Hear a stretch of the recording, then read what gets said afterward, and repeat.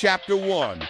The Stone Yard in the bustling city of... There was a vast open-air workshop where dozens of sculptors carved statues day and night. Among them was a young man named Ravi. He was not the most skilled, not the fastest, not the loudest, but he was always there before sunrise and worked until the final bell. He didn't talk much, didn't show off, and his sculpture never made the front row.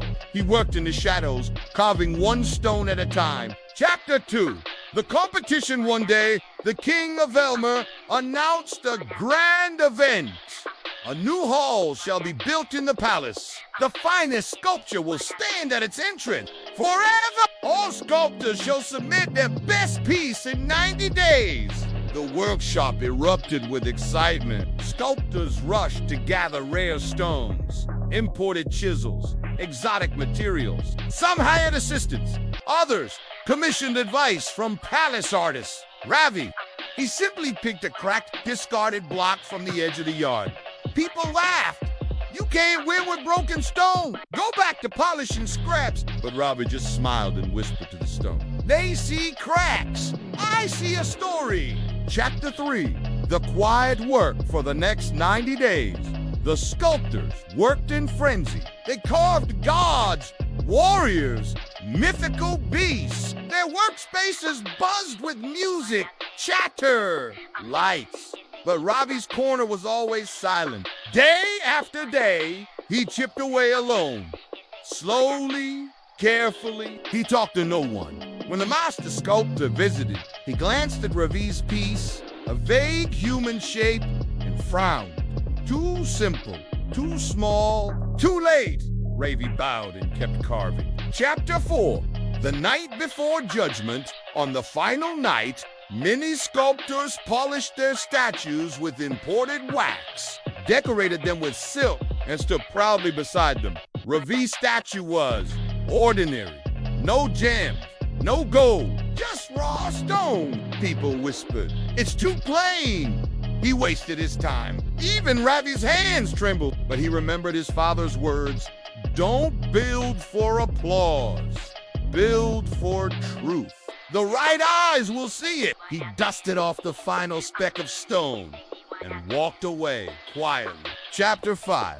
The reveal. The king walked through the courtyard with his council.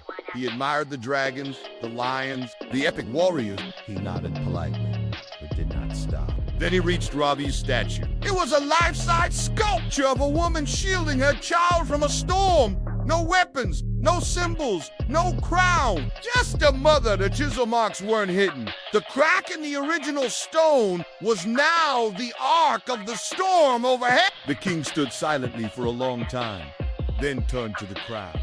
Who made this? Ravi stepped forward, quietly. I did, Your Majesty. Chapter 6. The lesson the king spoke.